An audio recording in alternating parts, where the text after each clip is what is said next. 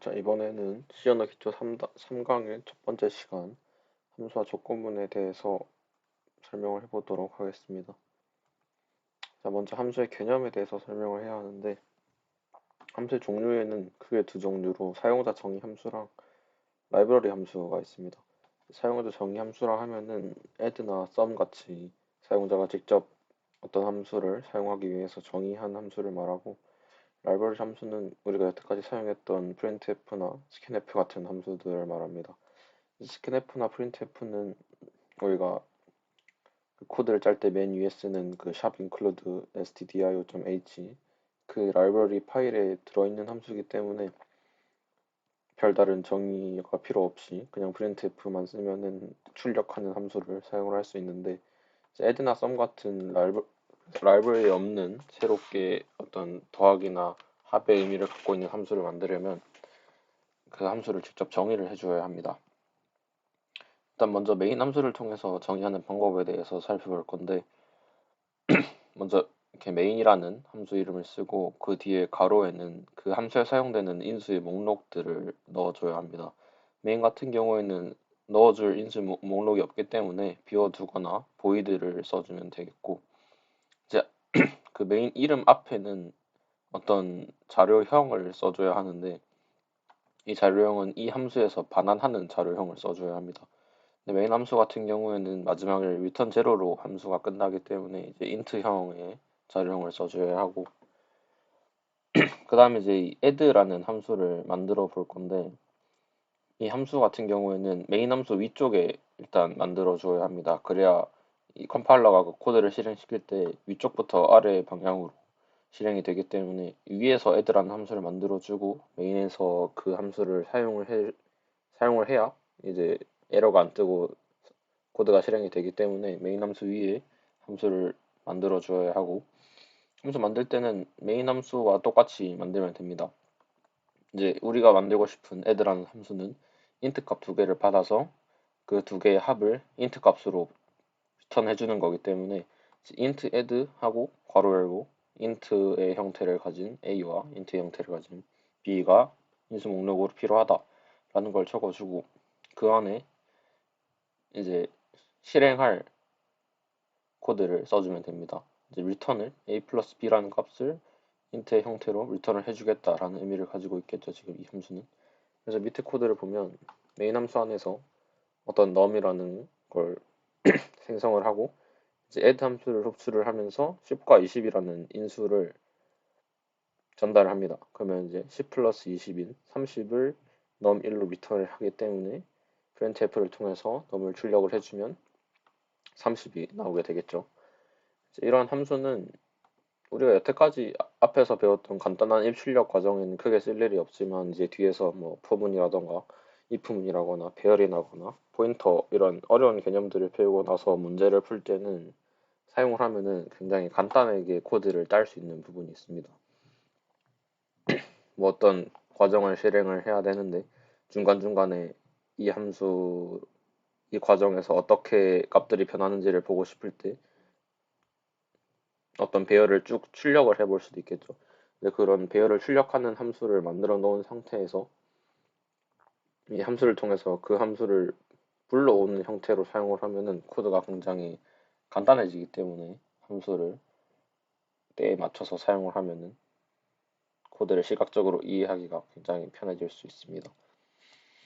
다음으로 조건문에 대해서 알아볼 건데, 조건문은 크게 if문과 스위치문으로 이루어져 있고, if문에서는 좀 더 확장된 버전인 if-else 문이 있습니다. if문은 요 밑에 if-else 빼고 일단 if문만 보면은 조건식과 실행식으로 이루어져 있는 게 if문인데, if문 뒤에 어떠한 조건식을 씁니다. 뭐 만약에 a가 b보다 크다 라는 걸 쓰면은 a가 b보다 클 때 이 아래에 있는, 그러니까 a가 b보다 크다는 그 조건식이 true일 때, 참일 때 그 아래에 있는 실행식이 동작을 하게 되는데, 만약에 a가 b보다 크지 않다면 이 실행식을 실행시키지 않고 그냥 빠져나가게 됩니다. 근데 이제 이 if else라는 건 무엇이냐 하면은 어떤 조건에 따라서 다른 실행 경과를 나타내고 싶은데 그러한 조건이 여러 개일 때 사용을 하는 게 이제 if else 문인데, if문을 하나 작성을 한 다음에 그 다음에 이제 else if라는 걸 쓰고 새로운 조건식을 씁니다. 그리고 그 조건식에 따른 또 실행이 있겠죠. 이런 경우에는 어떻게 작동을 하냐면 먼저 만약에 조건식 1이 a가 b보다 크다이고 조건식 2가 a와 b가 같다라면 일단 첫 번째 조건식을 실행을 시키고 뭐 참이 아니거나에 상관없이 그 다음 else if문으로 왔을 때 조건식 2를 다시 실행을 시킵니다. 그리고 그에 따른 조건식에 따라서 실행을 하고 또 빠져나가게 되겠죠. 그냥 조건식이 두 개인 if문을 붙여놓은 형태라고 생각을 하면 되고 마지막에 있는 else는 이 앞에 두 개에 포함되지 않는 다른 경우일 때를 모두 나타내는 그런 의미입니다. 만약에 조건식 1이 a가 b보다 크다이고 조건식 2가 a와 b가 같다라면 b가 a보다 큰 상황은 앞 두 조건식에는 모두 포함되지 않기 때문에 이 else라는 부분에 포함이 돼서 이제 b가 a보다 클 때는 이 else에 있는 중괄호 안에 있는 조건 그 실행식에 따라서 실행이 되고 빠져나가게 됩니다. 근데 이 if문이라거나 else if문의 문제는 조건식이 너무 많을 때는 실행하는데 너무 오랜 시간이 걸린다는 겁니다. 만약에 조건이 막 열 몇 개씩 있다고 하면은 굉장히 긴 코드를 전부 다 실행을 시킨 후에야 이 if문이 끝나기 때문에 코드의 실행에 굉장히 오랜 시간이 걸릴 수 있습니다.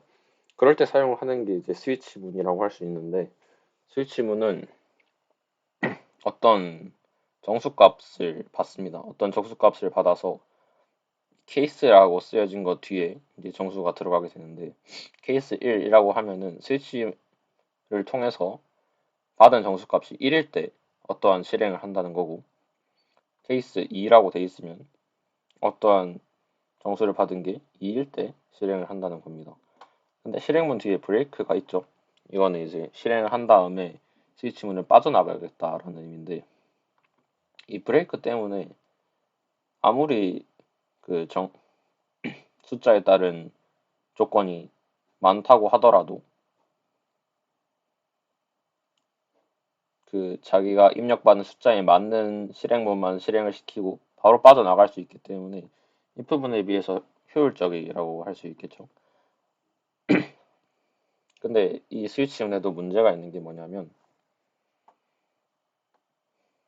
이러한 정수값들을 받고 그 정수값에 따라서 다른 실행을 하는 것까지는 좋은데 이제 어떠한 값들을 정수값으로 받기 어려운 상황이 있을 수도 있잖아요. 만약에 뭐 90점 이상이면 A를 출력해라 라는 어떤 성적에 따라서 등급을 판별하는 프로그램을 만들려고 하는데 그런 경우에는 90점이어도 A를 출력하고 91점이어도 A를 출력하고 99점이어도 A를 출력하고 100점이어도 A를 출력해야 하기 때문에 그런 경우에는 스위치문을 작성하는데 굉장히 비효율적으로 케이스를 뭐 10개씩 적어야겠죠. 그런 상황에서는 또 if나 if-else 문을 이용하는 게 효율적일 수도 있고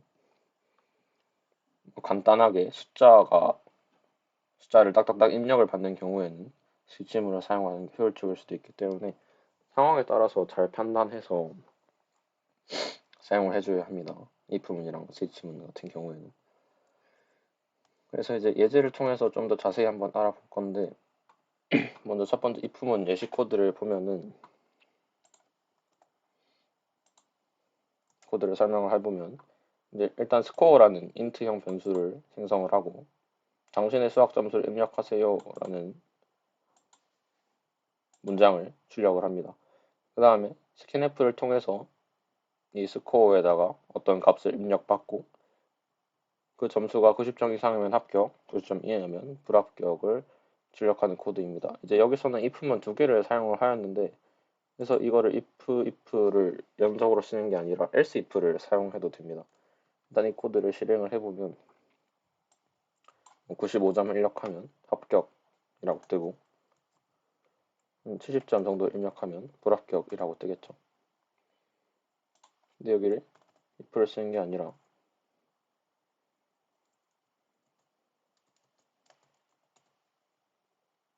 case if를 써도 똑같이 실행이 되고,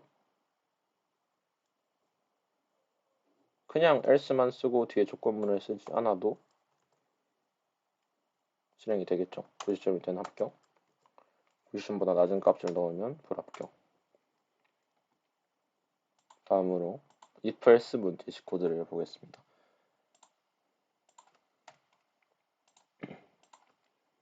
이 코드도 설명을 한번 해보면, 이 코드는 일단 내 과목의 점수를 입력받아서 그 평균에 따른 뭐 good, so, bad 이런 것들을 출력하는 그런 코드인데, 일단 average score라는 플롯형 변수를 출력을 합니다. 정수형 점수를 받았다 하더라도 평균을 내면은 정수가 아니고 소수 형태로 나타낼 수 있기 때문에 실수형 변수로다가 average score를 생성을 하고, 뭐 수학, 영어, 과학, 프로그래밍 점수가 저장될 또 다른 공간들을 만들어주게 됩니다. 그 다음에 점수를 입력하라는 문장을 출력하고 %f를 통해서 받아야겠죠. 여기서 플롯형 값이니까 %f를 통해서 네 가지 과목의 점수를 입력을 받아줍니다. 그리고 아까 생성했던 average score에다가 이 네 가지의 값들을 더하고 나누기 4를 하면 이제 평균이 되겠죠. 평균을 여기에 집어넣게 됩니다. 이제 average score에는 scanf에서 받았던 네 가지 값들의 평균이 들어가게 될 거고, 이제 그 값에 따라서 이제 if문을 돌리게 될 건데, 이 average score가 90점 이상이 되면은 good를 출력하고, else if니까 이미 90점이보다 높은 애들은 다 출력이 됐겠죠, 여기서. 그렇기 때문에 30보다 30 이상일 때 출력을 한다 하더라도 실제로 여기에 들어오는 값들은 90보다 작은 것들만 들어오겠죠. 그래서 그것 중에서 30보다 이상인 거는 또 소스를 출력하고, 30 미만인 애들은 이제 else를 통해서 bad를 출력하게 됩니다. 코드를 한번 실행을 해보면 95점을 입력하면 95, 95, 95, 95점 입력하면은 평균 점수는 90점이고 9이 출력이 될 겁니다. 그리고 한 50점 정도로 평균을 맞춰주면 소스가 출력이 되고, 20점으로 평균을 맞추면 bad가 출력이 됩니다. 그런데 아까 봤듯이 95.00000 이렇게 소수점이 6개가 붙는 걸 확인을 할 수가 있죠. 그래서 평균 점수는 이 %f 앞에 %.2f 이렇게 하면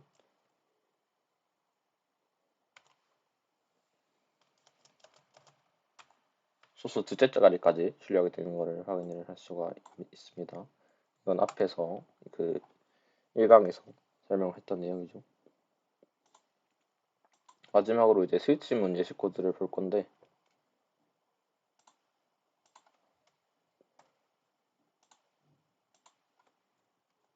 이 코드는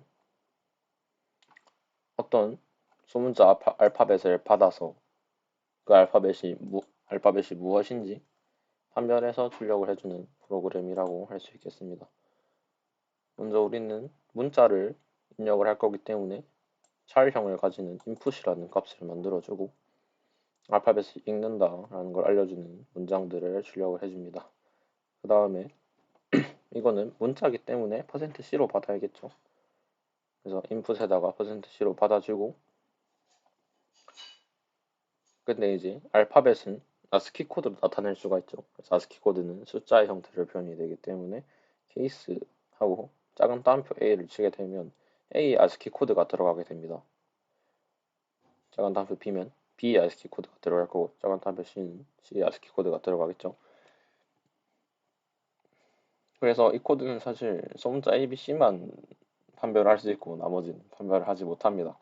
이 밑에도 똑같은 방식으로 쭉 이어나간다면 만들 수 있을 건데, 이제 이 코드를 설명하는 이유는 이 자리에 굳이 정수가 아니라 ASCII 코드가 들어가도 실행을 시킬 수 있다는 것을 알려주기 위해서 이 예시 코드를 한번 설명을 해봤습니다. 네, 이번 강의는 여기까지고, 3-2강에서는 상수와 반복문에 대해서 다룰 예정입니다.